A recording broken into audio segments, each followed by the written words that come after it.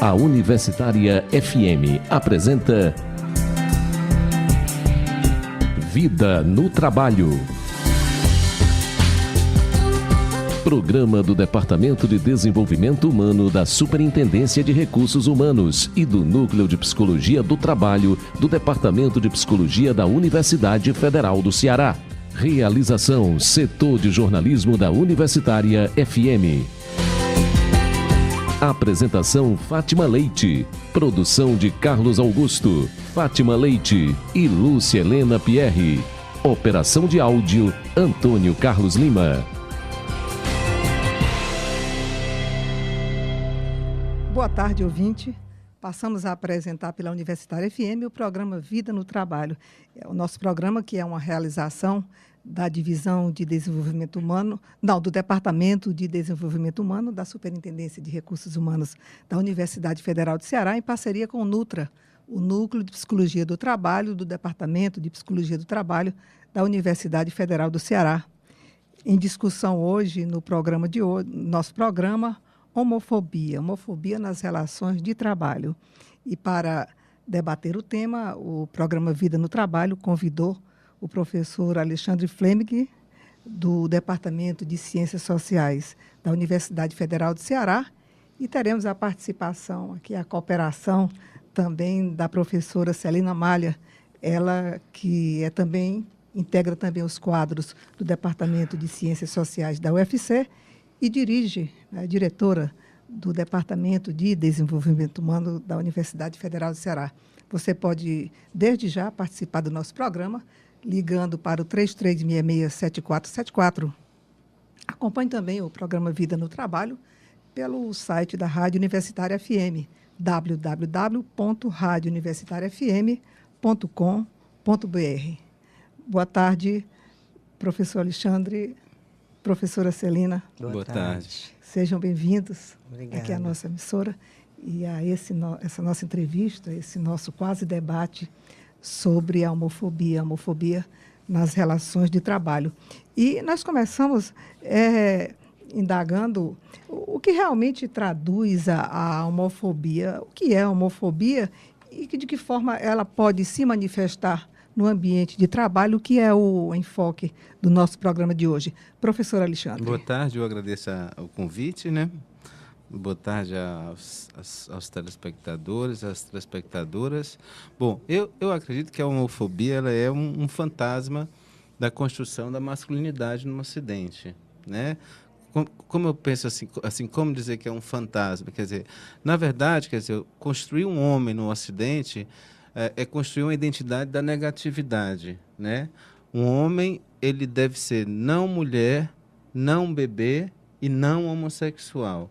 Então, essa negatividade aí é que vai produzir, essa construção ocidental do masculino é que vai colocar a homofobia, uma fobia sexual em relação à relação sexual entre pessoas do mesmo sexo, né? Então, eu acho que a homofobia ela pode ser vista no primeiro momento como isso, né? Como um fantasma da construção da masculinidade no Ocidente, mas a homofobia como ódio ou aversão às relações entre pessoas do mesmo sexo. E hoje em dia há quem fale, por parte dos psicólogos, da homofobia como uma espécie de adoecimento psíquico, né? Que a homofobia também tem essa função de uma proteção psíquica de algo que causaria tanto pânico na pessoa que a pessoa deve a todo momento tentar eliminar, cada vez mais reforçar esse ódio para que aquilo não seja pensado nela mesma. Professora, e por que o Ocidente? O senhor cita o Ocidente? Porque eu acho que o Ocidente é que criou uma ciência do sexual. Enquanto que o Oriente criou, segundo Foucault, uma ars erótica, ou seja, uma ciência do erótico, onde o corpo teria uma visão de totalidade, o Ocidente foi que criou uma ciência do sexual, onde a sexualidade ela seria toda fragmentada. Fragmentada e, ao mesmo tempo, definida em positividades médicas, né? Tanto que essas categorias heterossexual, homossexual, bissexual, elas são categorias Nossa, médico-psiquiátricas, né? E criadas no Ocidente, né? Assim, você existia relação ao mesmo em outras culturas, mas não com esse registro que a gente vai ter na modernidade no âmbito da sexualidade, que seria um registro do pecado e da culpa, no primeiro momento, e daquilo que fugisse às normas, né? E depois um registro do que seria normal e patológico, né? Deixa eu só... Pois não, professora Celina. Corroborando aqui com as palavras do Alexandre, eu também queria chamar a atenção dos nossos ouvintes que a homofobia ela é socialmente construída, né? Então, essa nossa sociedade ocidental, ela busca exatamente, ela procura, ela demonstra o preconceito, esse preconceito, né, contra pessoas que têm o mesmo interesse sexual, do mesmo sexo, aliás. O que acontece? As pessoas começam com piadas, elas começam... Desde criança você vai aprendendo a cultivar, a criar esse preconceito, né? Então, a gente observa isso nas escolas, muitas vezes, a gente observa dentro da família, nas relações com os amigos, enfim. E isso vai terminar nas relações de trabalho, que é o cume onde nós estamos, né? Então, eu acho que nós precisamos começar a trabalhar políticas afirmativas, a gente tem que começar a ir contra este preconceito. E esse é que é o interesse da gente estar aqui hoje, discutindo a questão da homofobia nas relações de trabalho.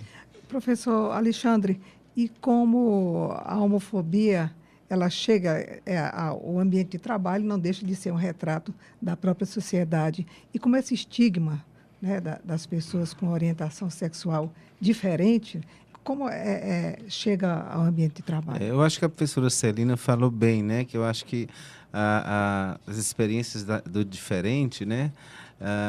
Elas é como se houvesse, quer dizer, quando você tem uma violência sexual, seja ela verbal ou seja ela física, né? Mas a verbal, quando ela começa desde muito cedo, ela vai criando aquilo que você pode pensar como uma eficácia da injúria, né? Aquela injúria, você ser chamado de bicha, de viado, sapatão, isso coloca para as pessoas que têm uma orientação sexual não hegemônica, né, como é o caso da heterossexualidade, isso, de certa forma, coloca um pouco uma estrutura comum de inferiorização, né? Isso, quer dizer, a figura de desordem dessa experiência é a violência homofóbica, né? E essa violência ela coloca para essas pessoas um pouco uma estrutura comum de inferiorização que pode ser resolvida por uma via política, né? Por uma afirmação da sua experiência, por uma afirmação da diferença, né? Pela luta pelos direitos humanos, né? Então, acho que essa figura de desordem, homofobia, ela atinge muito mais, se você pensar, todos os párias sexuais, gays, ou bis, héteros, travestis, ela atinge mais as travestis, né? Porque a questão da homofobia talvez fosse mais correto falar de feminofobia, porque o que incomoda efetivamente é a experiência do feminino numa pessoa do sexo masculino. Então, nesse sentido aí, talvez fosse correto pensar que a transfobia ela seria anterior mesmo à homofobia, porque a sociedade ocidental, as experiências transgressoras, etc., nos guetos, em relação aos homens, elas sempre foram, de certa forma, permitidas, né? Se mantidas nos guetos, né? Enquanto que a experiência de visibilidade, que traz efetivamente mais problema ligado à violência, vai ser aquela que vai estar ligada à feminilidade no homem. Então, se você fala em feminilidade no homem, quando você fala transfobia, você está falando de preconceitos que acontecem tanto com mulheres, que aí você tem a questão ligada à feminilidade, como com pessoas que têm traços de efeminamento ou travestis efetivamente, né? Então, acho que essa feminofobia é que traz maior incômodo para uma sociedade, vamos dizer assim, heteronormativa. Agora, e a gente até observa, Fátima, só completando aqui, se você olhar a questão de homicídios, né, essas pessoas elas sofrem assim mortes terríveis, elas são machucadas, elas são rasgadas, elas passam por assim um processo terrível, Nós temos pesquisa no LEVE de pessoas que estão, como ele está colocando aqui, a questão dos travestis, ficam ali na beira-mar e muita gente passa e atira, quer dizer, se acha no direito de atirar nas pessoas que estão ali, os travestis. Você observar no fórum, você pega processos, né, de mortes de travestis, e as mortes são terríveis, quer dizer, não basta matar, tem que matar e tem que ferir esse corpo, tem que machucar esse corpo, quer dizer, eu acho que para retirar essa coisa que ele coloca do homem com o feminino, né, eu acho que é nesse sentido que a gente tem que parar para pensar, né, porque que direito a nossa sociedade tem, nós, os heterossexuais, têm, de estarem matando, machucando, sadomasoquizando qualquer pessoa, maltratando, falando piadas, né? Isso é uma coisa muito grave que a gente não pode ficar calado. E a gente observa também que nos parece, o professor Alexandre me corrija, que a gente observa posturas homofóbicas mais em relação ao homem homossexual. Em relação à mulher, eu acho que é mais brando, ou não transparece, ou não chega até a gente. É uma coisa muito em relação ao homem. Eu acho que não chega até a gente. Mas chega não, sim. Acho que aparece com mais força. A lesbofobia, né? Você imaginar, assim, os efeitos de miséria do preconceito, da discriminação são enormes para as mulheres também, né? Assim, há um incômodo às vezes maior quando um homem branco ocidental vê duas mulheres juntas, o sentimento que ele tem é que falta alguma coisa entre elas que ele teria, assim, tanto que quando um homem, algo que mais fere o narcisismo do heterossexual é quando ele é traído por uma mulher. Ele é traído, em vez de ser contra o homem, ele é traído por uma mulher. Popularmente não deu conta, não é? Não teria dado conta, alguma coisa dessa ordem, mas, enfim, isso fere profundamente o narcisismo. Então, acho que a violência, tanto que você tem, né, você teve agora no sábado a Marcha das Vadias, né, que é uma apropriação de uma palavra que é preconceituosa, vamos dizer assim, né, uma apropriação por parte das mulheres dessa categorização, né, mas com outro sentido, ou seja, como se a palavra vadia ela fosse ressignificada. Agora, se ser vadia é, por exemplo, andar à vontade, ter direito ao seu próprio corpo, poder abortar, então eu sou vadia, né? Quer dizer, assim, ela é como se é uma apropriação de uma classificação dominante e um retorno a essa classificação dominante. Não sei se é uma ressignificação dessas palavras. A mesma coisa você tem nos Estados Unidos uma teoria que se chama teoria queer, né? Que queer é viado, é estranho, então, quer dizer, você se apropria dessas palavras e você, de certa forma, você naturaliza essas palavras até que elas, de certa forma, elas deixem de fazer sentido, né? Então, acho que é interessante pensar, mas eu não sei se... mas eu sei ao certo que a lesbofobia ela é tão intensa, a violência sofrida pelas mulheres ela é tão intensa quanto a violência sofrida pelos homens. Porque quando você... E pelas travestis. Quando a gente ouve o noticiário de crimes, a gente nunca vê contra mulheres, vê contra homens. Pelo menos nas estatísticas, não chega que mulheres foram assassinadas. É que homens com orientação sexual diferenciada, que eu acho que a palavra nem é essa, é que são assassinados. É que sofrem mais essa violência física, né? Sim. Sim, a física, sim. Exatamente porque, também se você observar, é mais fácil você encontrar os travestis, né, vendendo o corpo na beira-mar, que foi o que eu me referi, que a gente tem diversos históricos de crimes ali, do que você encontrar as mulheres, né, lésbicas. Então, essa é a diferença. Por isso, mais que sofrem um preconceito muito grande, sofrem. E, assim, a gente tem diversos relatos, né, e disso. E talvez eu torno a afirmar, e o Alexandre até já falou algum tempo atrás, que a questão do travesti, são as roupas, são a forma como ele se porta, isso acho que isso incomoda muito, aquela coisa assim, do ser feminino neste homem e ele realmente vestido nisso. Mas se você observar as mulheres, e temos até filha de artistas famosos aí, que cortaram cabelo, se transformaram, Isso trouxe uma rejeição grande, a gente ouvia o tempo inteiro as pessoas, essa mulher está pensando em morrer, o que ela está pensando? Que ela pode cortar cabelos, quer dizer, então, não existe uma complacência da sociedade, eu não vejo em nenhum dos dois casos. Professor Alexandre, e trazendo todo esse preconceito explicitado, né, às vezes velado, mas na maioria das vezes, né, é um preconceito que vem à tona, como chega ao ambiente de trabalho? Onde essa pessoa diferenciada, né, com orientação sexual não hétero, chega no ambiente de trabalho? Como ficam as relações? Em que medida a homofobia afeta as pessoas no ambiente de trabalho? Às vezes de forma velada, me parece, né? Mas elas existem enquanto experiência efetiva de discriminação, né? Mas se você pensar, por exemplo, no meio acadêmico, há onde supostamente deveria haver um esclarecimento em relação a essas experiências, e muitas vezes você sente as experiências de discriminação pelos não ditos, né? Você sente pelas ausências, né? Você sente, por exemplo, quando determinados temas são barrados, né? Você quer fazer um seminário sobre sexualidade, você tem sempre as risadinhas no canto de boca, as piadinhas, né? Como se aquilo fosse algo menor ou menos relevante, ou que não merecesse discussão, né?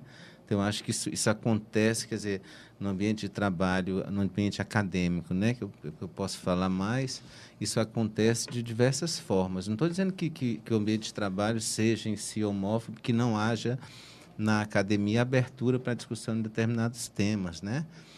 Mas que você sente que, às vezes, recuos em relação a determinadas propostas de trabalho, né?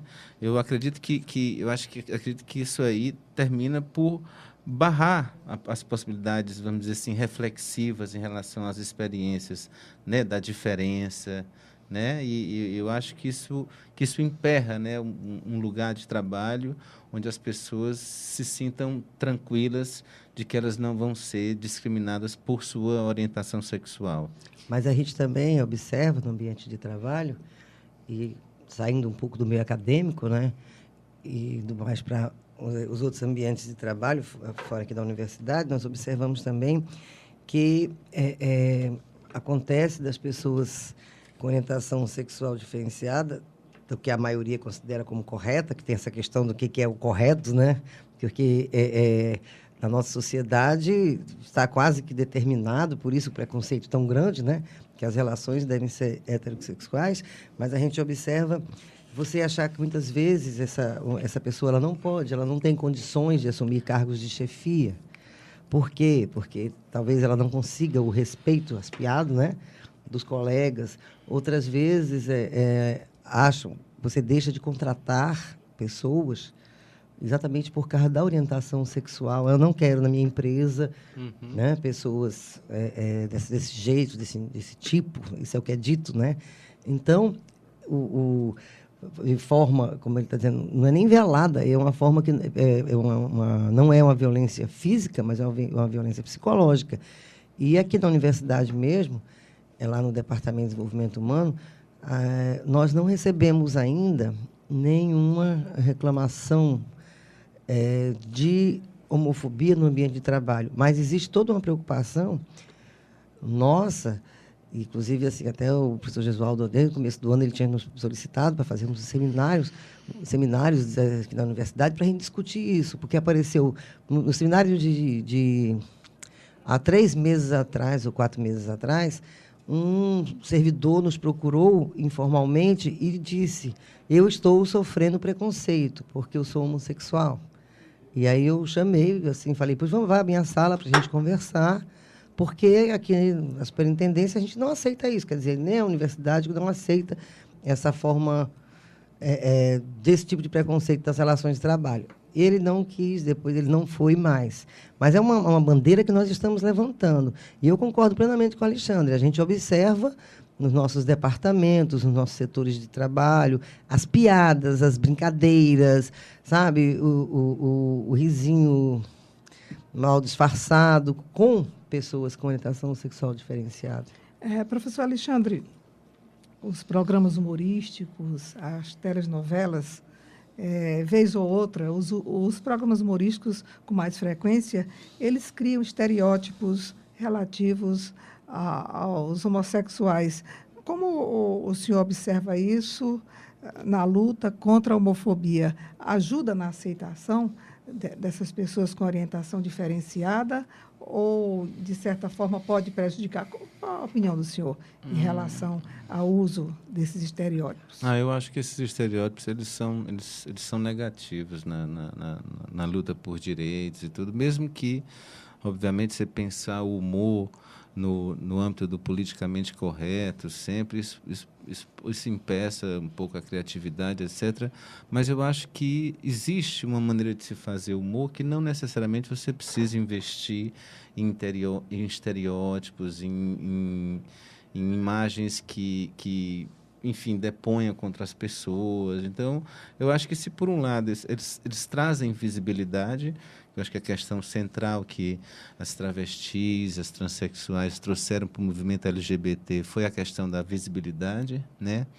Porque elas que mostraram a cara na televisão, elas que foram para o Silvio Santos, para o Chacrinha, para o Ratinho, né?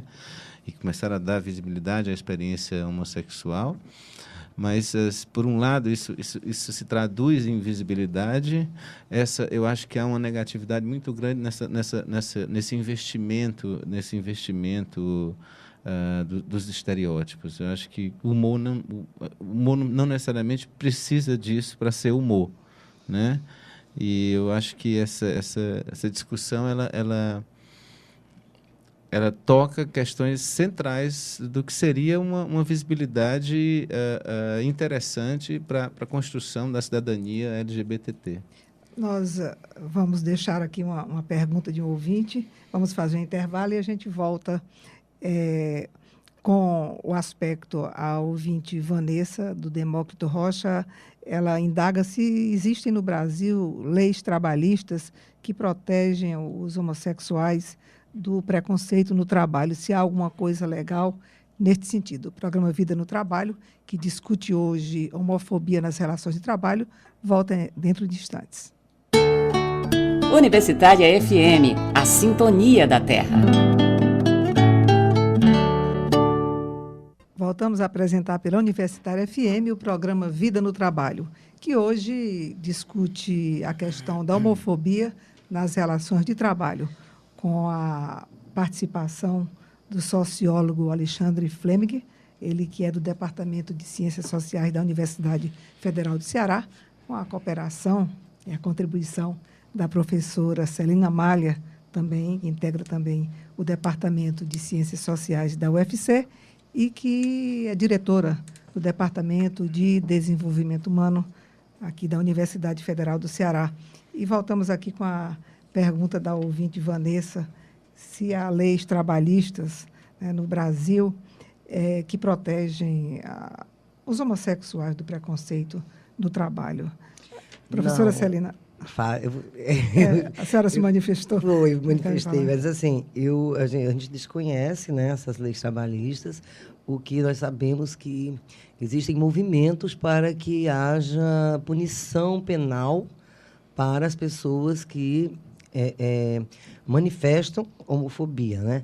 Só que essa também é uma discussão grande, porque não é a questão de você colocar em cadeias, né, pessoas que estão tendo comportamentos homofóbicos que vai resolver a questão, né? Então, assim, esse é uma grande discussão que tem mobilizado os diversos setores da nossa sociedade, porque não tem leis que protegem as pessoas, né, que estão com orientação sexual diferenciada do que a maioria, como eu torno a repetir, eu gosto de insistir nisso, do que a maioria considera como correto. Entretanto, se você pensar também que a cadeia vai resolver, nós sabemos que ela não resolve. Então, eu acho que nós precisamos pensar em políticas afirmativas, nós precisamos pensar em educar, nós precisamos pensar em realmente buscar, lá no início, lá na escola, onde eu disse que nós temos a questão do preconceito, que também inicia-se na escola, né? E até eu queria aproveitar o momento e falar que nós estamos, eu com o professor Alexandre, nós temos alunos no PIBID, né, que é um programa institucional de bolsa de iniciação à docência, onde temos trabalhado em 2 escolas, especificamente, do Conjunto Ceará, no Liceu do Conjunto Ceará, né, e o Liceu de Messejana, exatamente essa questão a questão da diversidade sexual, do respeito à diversidade. E estamos buscando, com os alunos que são adolescentes, que são jovens, eles pararem para refletir essa questão do preconceito, essa questão da homofobia, o direito de você ser como você quer ser, ou seja, é um cidadão que merece ser respeitado. Então, eu gostaria, assim, de chamar a atenção esse trabalho que a gente tem feito. Por quê? Porque é uma política afirmativa. É você sair dessa coisa de a cadeia vai resolver? Não, nós precisamos educar, nós precisamos mudar a mentalidade. Lembrando que você pode participar também do nosso programa, ligando para o 3366-7474, também pelo Twitter, @Vida no Trabalho, pelo Facebook, Vida no Trabalho, e fazer a sua pergunta aqui ao professor Alexandre, à professora Celinha, que coopera aqui conosco. Professor, eu acho que é muito importante que a gente afirme e reafirme a necessidade de se pensar um Estado realmente laico, né? Porque atualmente você vê, por exemplo, ataques muito intensos por parte de determinadas igrejas, né? Você vê a bancada, por exemplo, a bancada evangélica, né? Basta você tomar, por exemplo, quer dizer, como é que de repente você, o Ministério encomenda um kit anti-homofobia, né?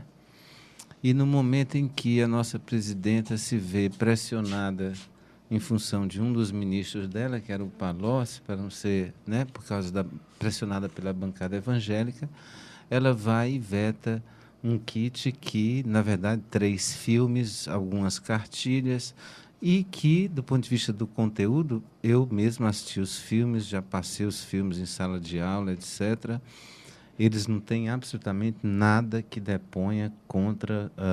não há ali um atentado a nada, não há nada ali que os adolescentes já não conheçam em relação à experiência, simplesmente faz uma outra leitura das várias sexualidades, das várias possibilidades afetivas que os sujeitos encontram diante de si. Então, como se você está falando... Então, quer dizer, eu acho que é importante que se tenha em mente a urgência de não deixar de investir na ideia de um Estado laico, né, efetivamente laico, que essas questões elas sejam tratadas sem intervenções de cunho religioso, né, que esses credos eles tenham uma abertura para, mesmo que na Bíblia você tenha explicitamente condenações, né? Mas a gente vive uma sociedade e, assim, a Bíblia ela é histórica também, né? Então, eu acho que essa ideia de um Estado laico é fundamental. Agora, professor, esse preconceito, né, explicitado pela Igreja, pelos evangélicos, pela Igreja Católica também, pode ser considerado também um tipo de homofobia? Pode ser, não, acho que é uma demonização, né? Quer dizer, porque o demônio, por que eu sou homofóbico, né? Eu demonizo o outro para dizer que a minha sexualidade é a melhor, é a mais justa, é a boa, né? Quer dizer, então eu coloco tudo isso. É a mesma coisa que é feita, por exemplo, com as religiões de matriz africana, né? Elas são demonizadas, né? Quer dizer, porque na medida que eu demonizo o outro, eu coloco a mim como bom, como justo, como, né? como aquilo que é relevante, que é importante, né? E afirmo determinados valores que eu acredito, né? Só que o problemático é você afirmar esses valores que você acredita, demonizando o outro, sendo preconceituoso em relação ao outro, porque termina sendo uma inconsequência, porque isso vai ter efeitos na vida daquelas pessoas, né? Vai ter efeitos de miséria, porque essas pessoas vão ser mais discriminadas ainda, né? E na medida em que você reproduz esse preconceito, assim, esse preconceito ele recai sobre todo mundo. Eu vou lhe dar um exemplo. Por exemplo, se eu vivo uma experiência homofóbica, se eu vivo a discriminar os outros, né? Ora, quando eu discrimino um homossexual, na verdade, eu discrimino em nome de quê? Eu discrimino em nome de uma matriz hegemônica da sexualidade, de uma heterossexualidade compulsória, de uma masculinidade dominante, etc., etc. E eu discrimino o outro que, na minha cabeça, ele seria menor em relação a isso, né? Mas aí depois isso pode se voltar contra a pessoa, se a pessoa investir sobre isso. Você veja só, o governo lançou agora um programa sobre a saúde do homem, que os homens são os que mais adoecem, né? Porque a construção dessa masculinidade, ele tem que ser o forte, o viril, o todo-poderoso, quer dizer, ele não pode dar provas de fraqueza, porque senão ele vai ser associado a homossexual.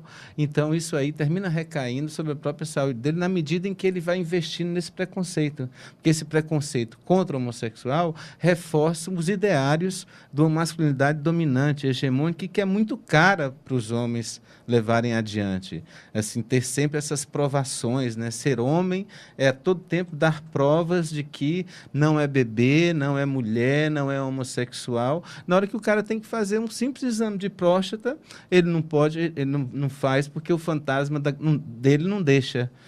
Porque ele reforça, ele chamou tanto o outro de viado, né? E aí, quer dizer, um exame de próstata que no corpo vai ser associado a algo que seria feminilizante, né? Assim, ele vai terminar sofrendo com o próprio preconceito que ele propagou, que ele ajudou a propagar, né?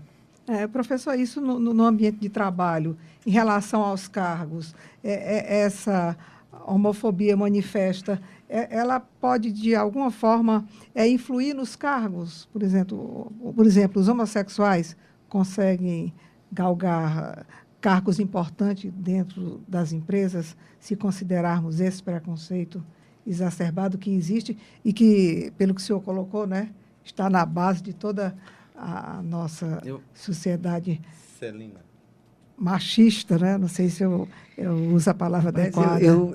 Pelo que eu ando lendo, estudando, eu acho que sim. Eu acho que muitas vezes você perde o cargo de executivos, cargos importantes, porque você é homossexual. No emprego público, isso a gente não vê. A senhora fez referência no começo, né? Ele não tem capacidade. Exatamente. Assim. Não tem capacidade de administrar, ou seja, é aquela história assim, como é que ele vai ter moral, como é que ele vai ter pulso, como é que ele vai ter condições de dirigir 100 pessoas, 50 pessoas, se ele é gay. Você está entendendo? Então, perde o cargo. E vocês verifiquem onde é que hoje nós temos as pessoas, e obviamente que eu não estou... O emprego público é diferente. Você faz o concurso e não existe nenhum tipo de... Nada que vete a entrada de uma pessoa. Não tem triagem além do concurso, não existe isso, né?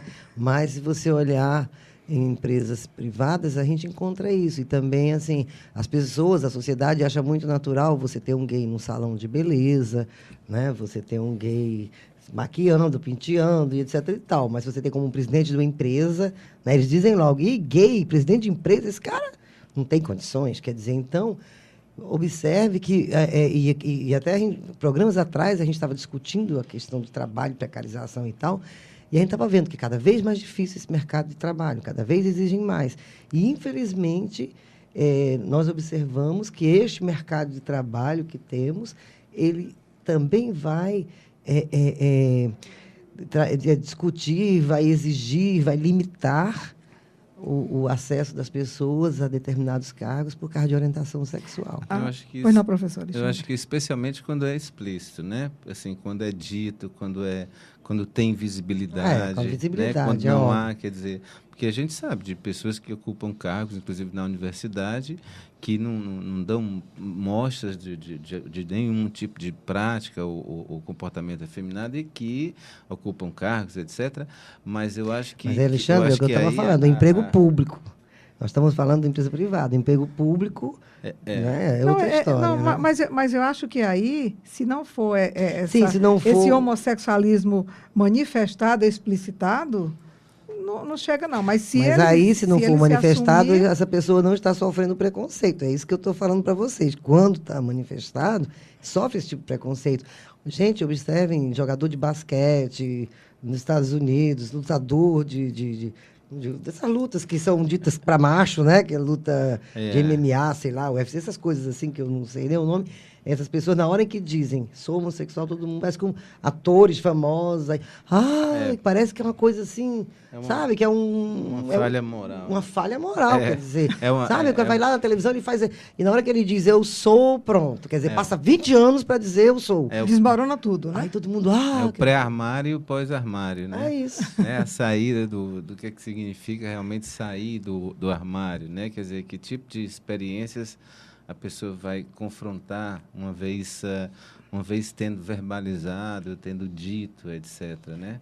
Professor, em meio a todo esse ambiente, né, toda uma sociedade com muita postura homofóbica, como o senhor vê, por exemplo, as paradas gays que se multiplicam pelo país? Fortaleza, inclusive, tem uma. Ajuda na luta contra a homofobia, ou a lógica do evento não pode ser entendida como uma forma de quebra de preconceito contra o homossexualismo? Por mais que você tenha sempre a condescendência, né, a condescendência em relação às paradas, assim, porque você tem uma indústria da festa que é muito grande, então, quer dizer, homossexual dá dinheiro, então vamos investir, e no fundo não há uma abertura para essa... para o sentido político da festa, mas, de qualquer maneira, é inegável, né? Quer dizer, você não pode reduzir as paradas somente à sociedade de consumo, né? É inegável que essa produção da visibilidade, essa construção festiva da visibilidade, etc., é inegável que ela tem um efeito, um efeito de abertura, positivo, de reflexividade, né?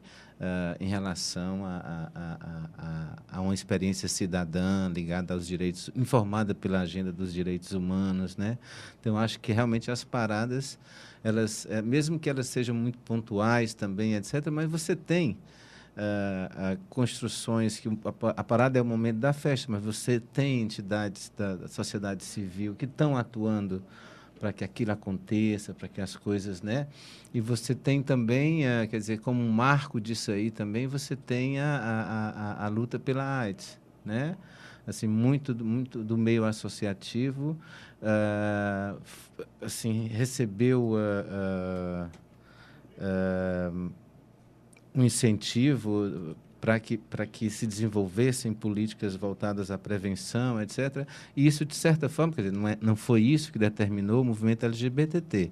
É bem anterior ao surgimento da AIDS, etc. Mas a AIDS, de alguma maneira, ela como se ela tivesse impulsionado mais, né? Já que ela nasce como sendo, assim, falsamente como sendo uma peste gay ou um câncer gay, etc. Surgiu no início, né? Era isso. Então ela foi codificada dessa maneira, né? Então eu acredito que as festas, as paradas, elas têm esse sentido de uma visibilidade, de uma construção política efetiva. A homofobia nas relações de trabalho é o tema do programa Vida no Trabalho de hoje, que conta com a participação dos sociólogos Celina Malha e Alexandre Fleming, aqui da Universidade Federal do Ceará. Professor, em relação à família, professor, que papel pode desempenhar ou desempenha a família nessa luta contra a homofobia? Famílias, por exemplo, que têm problemas de pessoas homossexuais, né? Isso quando ela própria não é homofóbica, não é? Mas qual é o papel dela assim nessa luta, nesse enfrentamento à homofobia? Olha, eu acho assim que essa eficácia da injúria, quando você tem, quer dizer, quando você desde criança você é discriminada, etc., que você na rua você sofre, né, essa injúria verbal ou violências físicas e tal. Isso tem uma eficácia, vamos dizer assim, psicológica, né, para a pessoa, né? Isso, aquilo que eu falei anteriormente, tem como se colocasse para essa pessoa uma estrutura comum de inferiorização, que depois pode ser repensada, pode ser reconstruída a partir do movimento político, etc., etc. Mas se você tem, no âmbito da família, um suporte em relação àquilo que o indivíduo... quando eu penso fundamentalmente em indivíduos que são efeminados e que são discriminados na rua. Quando você tem na família, quer dizer, um suporte, quer dizer, não uma condenação adicional, etc., eu acho que isso aí termina por construir uma possibilidade para o sujeito reagir de forma mais interessante do que para aquele sujeito que, no interior da família, ele é discriminado. No caso das travestis, que é que eu conheço melhor, minhas pesquisas são muito sobre experiência travesti, transgênero, transexual, etc. No caso das travestis, das pessoas transgênero, normalmente elas são expulsas de casa, né? Eu pesquisei pessoas transgênero que vivem na Europa, que migraram para se prostituir na Europa. Esse laço com a família, ele vai se refazer a posteriori, depois que não estou dizendo que a família, né, seja interesseira, mas muitas vezes a questão do interesse era muito forte, do interesse econômico, né? Então, na Europa começa a ganhar dinheiro, começa a mandar dinheiro para a família, etc. Esse laço, muitas vezes, refazer esse laço para elas, passa por essa, vamos dizer assim, por esse fator econômico. Não estou dizendo que seja só isso, né? Mas elas cedo são expulsas de casa, e aí, quando elas são expulsas de casa, então, quer dizer, as situações de miséria sexual são muito grandes, né? Tem que cair na prostituição. Quando vão para a Europa, elas vão sem papel. Lá, para segurar a prostituição, muitas vezes tem que se drogar para poder se manter na prostituição, etc. Então, eu acho assim, quando há esse laço familiar, ele pode ser estruturante para uma experiência psíquica mais favorável, que a pessoa reaja de forma mais interessante a essa discriminação, a esse preconceito, né? Quando a família exclui, a situação às vezes a situação com certeza é mais difícil, né? Professora Celina. Eu só queria complementar que, da mesma forma que essas pessoas elas estão sofrendo preconceito, a família também fica numa situação muito difícil. A gente observa que a família ela também sofre o preconceito da sociedade, né? Os outros apontam, olha ali, a filha dela é lésbica, o filho é gay, o filho é travesti, daí vai. Quer dizer, então, o que a gente observa é que, muitas vezes, a família até expulsa o filho ou a filha de casa porque ela tem vergonha dos vizinhos, dos outros parentes, né, dos amigos, de como ela vai se colocar perante isso. Então, para a família também é uma situação muito difícil. Por quê? Porque o preconceito ele não vai estar só na pessoa, ele está ao redor da sua família. Então, muitas vezes, os pais não sabem nem como agir, né? Essa semana, uma pessoa até me perguntava, mas eu vou fazer o quê com meu filho? Eu fico com ele? Ponho para fora? Eu tenho vergonha, eu não quero. Você está entendendo o que quer dizer? Por que ele tem essa vergonha? Por quê? Porque sofre preconceito. Então, aí você escuta muito assim, mas ele é gay, mas é meu filho, então eu não vou botar para fora de casa. Quer dizer, então a gente também tem que ter esse olhar sobre a família, e quando a gente pensa em trabalhar essas questões, nós não podemos deixar a família de lado. E é como a Alexandre está colocando aqui, muitas vezes, no caso que ele pesquisa, né, ele observa refazer esses laços através do econômico. Mas, muitas vezes, não é nem isso, é refazer laços mesmo, de tentar vencer desse sofrimento, essa coisa recíproco, né? que é muito grande para as famílias também. Eu acho que é importante destacar esse sofrimento por parte da família, né? Quer dizer, muitas vezes, eu já ouvi relatos em pesquisas de mães que diziam: o que mais me dói não é tanto que meu filho ou minha filha seja gay ou lésbica, mas o que esse filho ou essa filha vai sofrer no mundo social, né? Então, quer dizer, e aí, em outros momentos, realmente a vergonha, assim, é como se estivesse manchado, né? Se tornam assim personagens manchadas, né? Pessoas poluidoras, como vai dizer a antropóloga Mary Douglas, né? Assim que assim, alguma coisa na família ficou manchada, etc. E aí sim vem uma experiência de recusa, né? De muita dor, né? Assim, uma experiência de muita dor. Agora, colocando um pouco a questão dentro da escola, que papel poderia ter a escola na formação de uma cultura anti-homofóbica? Professor Alexandre? Celina. Professora Celina? Você fala primeiro, que eu quero que a gente destaque a experiência que nós estamos tendo nas escolas. Olha, assim, quando eu falei assim da importância de uma experiência laica, né, é porque essa questão na escola é muito séria, né? Assim, você tem grupos religiosos extremamente condenatórios dentro da escola, etc. É o que a gente observa, né? Então, muitas vezes, esses temas que já são, por exemplo, hoje a gente já pode falar livremente dessas coisas, em determinados lugares eles se transformaram novamente em tabu por conta de interditos religiosos, né? Porque não queremos ferir suscetibilidades, etc., etc. Então, daí eu acho que a importância do tratamento dessa experiência no âmbito de um horizonte laico, para pensar essas coisas. Eu acho que aí, nesse sentido, a escola ela tem um lugar fundamental em relação à experiência formativa para a cidadania e para o respeito à diferença e à diversidade, né? Desfatalizar, desnaturalizar a matriz hegemônica da sexualidade, né? Pensar que homossexualidade e heterossexualidade são construções sexistas e homofóbicas, né? Que feminilidade não é monopólio de quem tem vagina, masculinidade não é monopólio de quem tem pênis, né? As figurações de gênero elas são diversas, né? Quer dizer, então o gênero mais se distancia do sexo, né? Vagina não significa feminilidade, pênis não significa masculinidade, e que há, de certa forma, uma fluidez dos gêneros, né? Que eu acho que é importante reconhecer nisso uma legitimidade para que você tenha uma reflexividade em relação às diferenças, né? Então, acho que a escola ela tem um papel fundamental nisso, né? Principalmente porque ninguém nasce preconceituoso, né? Seja qual for o tipo de preconceito. Mas nasce numa sociedade preconceituosa. Pronto, então, era isso que eu ia dizer. Ninguém nasce preconceituoso, mas nasce...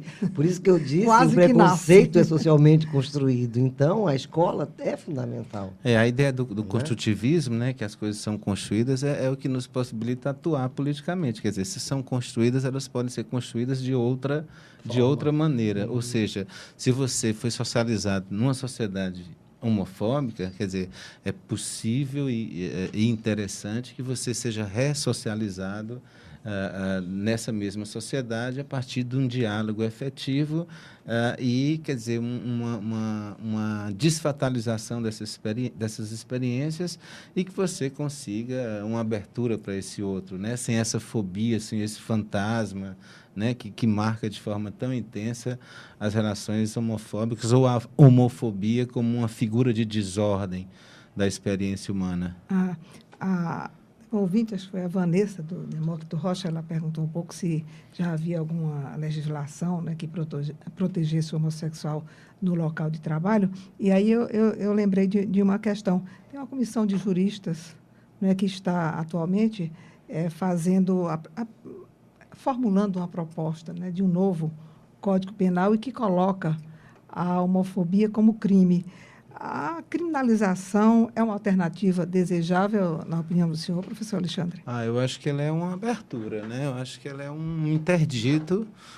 Por exemplo, quando você pensa assim, eu estava num debate outro dia e falaram da homofobia, um psicólogo falou para mim da homofobia como um adoecimento psíquico e que, portanto, não poderia ser criminalizado, porque seria um adoecimento. A pessoa, quer dizer, ela tem tanto resistência que aquilo tem uma dimensão, vamos dizer assim, psicopatológica, né? Eu não sei se você reduzir a questão a uma dimensão psicológica, subjetiva, você não termina por esvaziar o conteúdo político, porque se você teve uma agressão, se você sofreu uma agressão homofóbica, é necessário que isso seja criminalizado. Quer dizer, você meio que vitimiza. Se você tomar esse viés, vamos dizer assim, psicologizante, você meio que vitimiza o agressor, né? É a mesma coisa de pegar um agressor aqui na delegacia da mulher e dizer que ele agride, mas é porque há um adoecimento psicológico nele que leva a agredir. Quer dizer, então, você, de certa forma, você tira dele a responsabilidade de uma experiência cidadã, né? Linkada nos direitos humanos, onde você não pode efetivamente fazer determinadas coisas, né? Você termina assim inviabilizando a criminalização disso, porque você vai sempre entender as especificidades individuais de cada um. Quer dizer, sim, Alexandre, mas você também pensar em criminalizar e essa ideia que nós temos hoje, que cada vez mais a gente está buscando que as leis fiquem mais rígidas para prender mais, e a gente está e com isso o debate das políticas públicas elas vão ficando ao lado. Que você observar cada vez que toda vez que alguém é assassinado, algum crime hediondo na sociedade que repercute, a primeira coisa é vamos endurecer mais as leis. Então, se a gente começa a ficar nessa coisa de estar sempre o criminalizar para punir através de cadeia, você não vai à essência da questão, né? Então, isso, assim, isso que me preocupa, por isso que eu não concordo com você nessa questão, assim, criminaliza, prende, mas o problema não está resolvido, o preconceito continua, porque nós não estamos trabalhando de uma forma mais efetiva e mais geral. Então, isso que eu não concordo.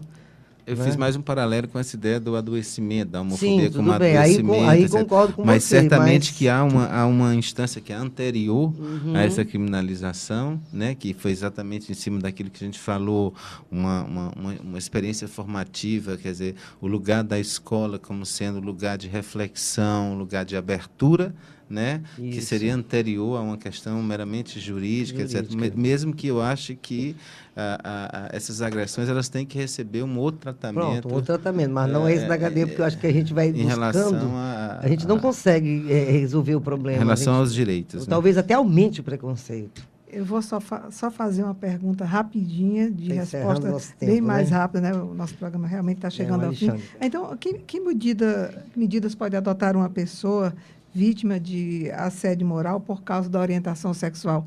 O que é que ela pode fazer hoje em dia com as leis que nós temos, com a sociedade que nós temos, com as políticas públicas que nós temos? Professor Alexandre. Assim, ela se mobilizar, né? Ir atrás das associações ligadas a entidades da sociedade civil, ligadas à defesa dos direitos humanos, né? Reivindicar, mas olha, muito difícil, porque uma vez eu fui vítima de um acesso homofóbico de uma vizinha e nós fomos bater no fórum. E lá a juíza abriu por isso que eu falei tanto de Estado laico, a juíza, no começo da audiência, ela abriu a Bíblia. E ela disse, só Deus pode julgar. Eu disse, não, só Deus não. E a senhora fez concurso público para quê?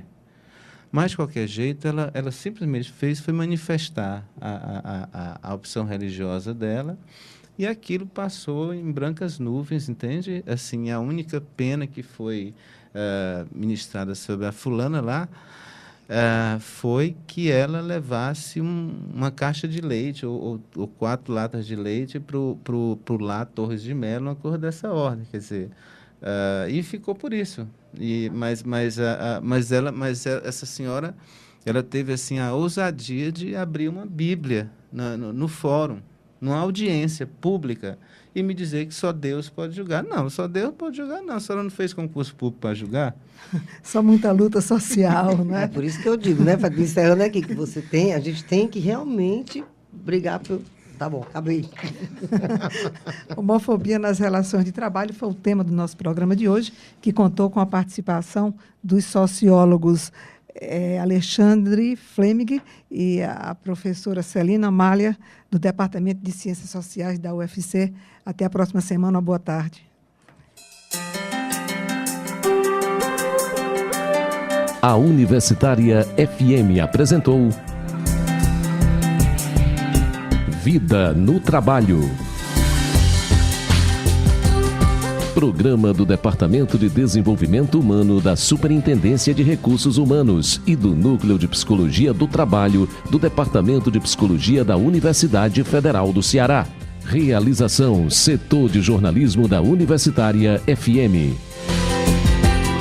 Apresentação: Fátima Leite. Produção de Carlos Augusto, Fátima Leite e Lúcia Helena Pierre. Operação de áudio: Antônio Carlos Lima.